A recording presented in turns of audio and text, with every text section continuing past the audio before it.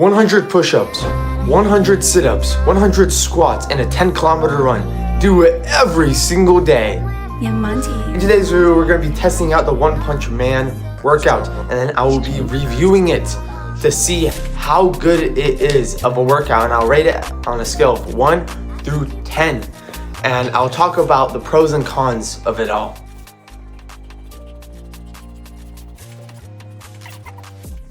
Tweaking, 120 on the M-way speeding, LV hat, backpack and sneakers. Any girl that I'm with is a 10, 9, 8, brethren decent. Now I'm in a party with the sweetest chocolate brownie, Reese's Pieces. My brother got a new wristwatch, but don't watch that cause you could get nauseous, could get seasick. I mean, all of my ex-girls hate me, but how you gonna have my baby?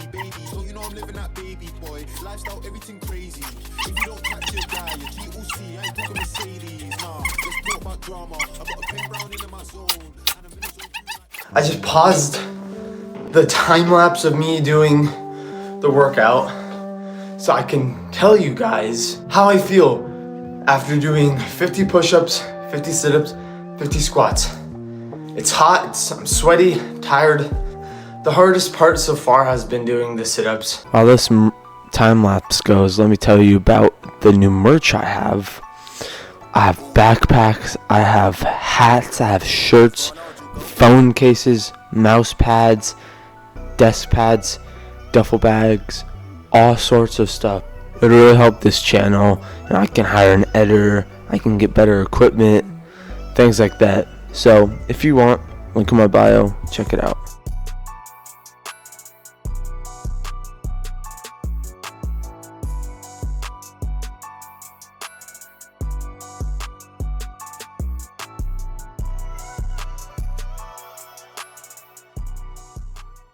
Yeah, I definitely shouldn't have been working out in jeans. So I just finished 100 push-ups, 100 sit-ups, and 100 squats. Technically, all I have to do now is 10-kilometer run. It's almost 100 degrees outside.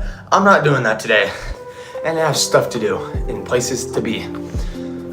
Now, before I give you the final rating of the One Punch Man workout, let me tell you the pros and the cons. First, let's talk about the cons. It's only 3 movements. Why is that bad? Well, it kind of limits what you can do.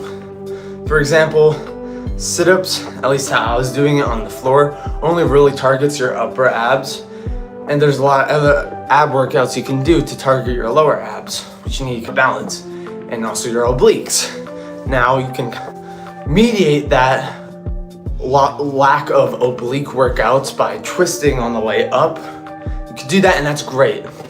But if you want the lower abs, you can get a decline sit-up machine, and you can grab some weight if you want, or do it with your body weight and do sit-ups, and that would target your lower abs. Or you can do hanging knee raises or knee raises on a dip bar.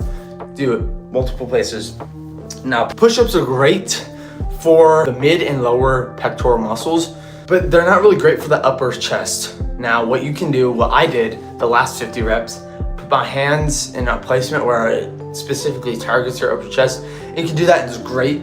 I would also recommend doing something like dips. If you have a dip bar, or if you have dumbbells, you can do something with that if you want for your triceps. Russian push-ups. There's so many different types of exercises you can do. Push-ups are great, and depending on your hand placement will depend on what part of the body they work. It's great. And then the squats they're great, but they only work your quads, and bodyweight squats somewhat work your glutes, but not enough. And you're gonna need to work out your glutes, your quads, which you already kind of did, but you also need your hamstrings and your calves. So there's just stuff to think about. And also, one con is, so first off, you're supposed to do this workout every day. That's what One Punch Man did.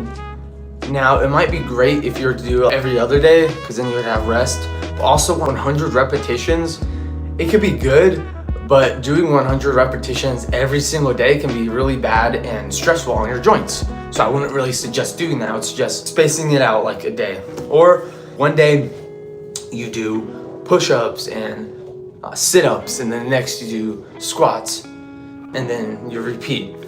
Or you can just incorporate these workouts or these exercises into your actual workout.